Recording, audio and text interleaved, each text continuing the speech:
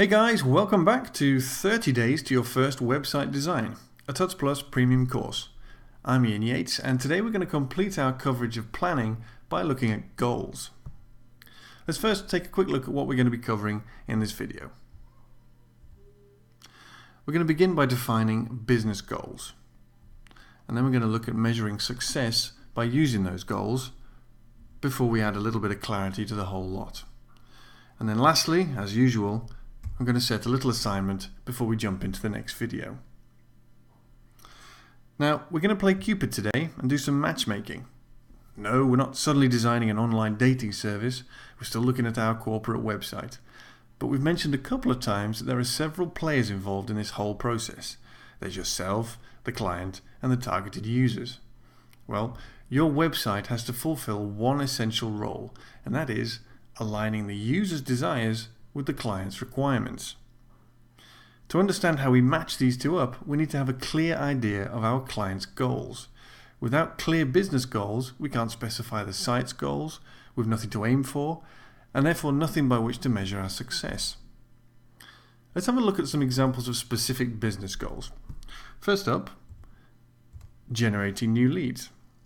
Now in this case, the site would be acting as a marketing tool, aiming to promote something and gather responses from users. Success would be measured by the acquisition of new leads and new customers. Or then there's the completing of online sales. E-commerce goals are fairly clear. The site would exist to sell products and handle the purchasing. Success could be measured in terms of sales figures and cold hard cash. Then there's providing news. Perhaps you're focused on a blog. Goals in this case would be to maintain high quality articles and reach as wide an audience as possible. You want people to read your material and hear your opinions. Success could be measured by the gathering of subscription numbers via a newsletter, social followers, even paying members. Then our last example is building a brand, in which case consolidating the presence of a new or existing brand would be the business goal. Now, measuring the value of successful branding is difficult as it affects all aspects of business. Solid identity sees all manner of gains within an organization, but one measurement of success could be the length of time users spend on your site.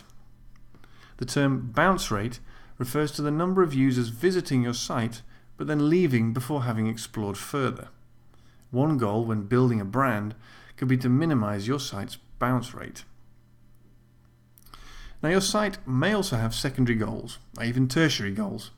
If it's an e-commerce project, you'd ideally like to see people leave as happy customers having completed a transaction. If those goals aren't reached, you'd need to investigate why, but in the meantime, you'd perhaps want some other goals to be achieved. You'd at least want visitors to remember your site, so them signing up to your newsletter would be a suitable secondary goal. Now it's important that we're clear about our goals.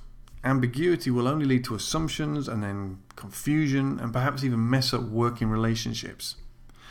Daniel Ritzenhaler, I think I pronounced that correctly, hits upon a great technique in his A List Apart article on taking the guesswork out of design.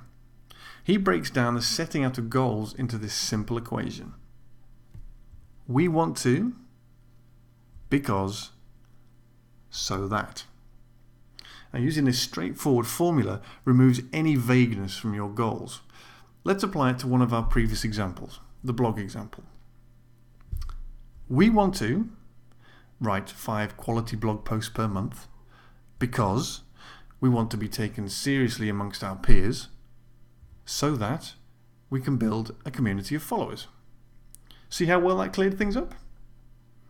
Now, moving on to some more additional reading, let's look at goal achievement.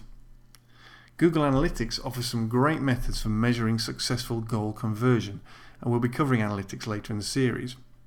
But in the meantime, this article is one of mine, and it looks at converting your goals.